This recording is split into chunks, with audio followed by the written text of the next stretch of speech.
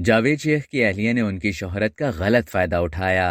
Pakistan showbiz industry की मारूफ अदाकारा मुमल शेख ने इंकशाफ किया है कि उनकी वालिदा और फुप्पी वालिद जावेद शेख की शोहरत का गलत फायदा उठाती थी। हाल ही में अदाकारा मुमल शेख ने एक निजी चैनल के प्रोग्राम में बतौर मेहमान शिरकत की, जहां उन्होंने अपनी जिंदगी और करियर के हवाले से खुलकर बात की। उन्होंने एक सवाल के जवाब में माजी का दिलचस्प किस्सा बयान करते हुए बताया कि किस तरह उनकी वालिदा और फुप्पी दुकानदारों से डिस्काउंट हासिल करती थी।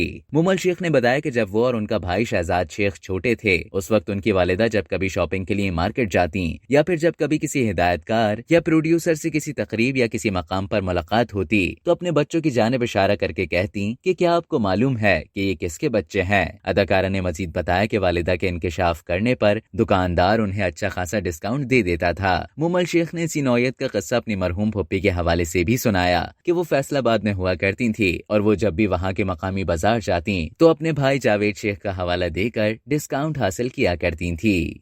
अब तक के लिए इतना ही। मज़ीद इसी तरह की मालूमात हासिल करने के लिए डेली जंग के YouTube चैनल को सब्सक्राइब करें और Facebook के पेज को लाइक करना ना भूलें।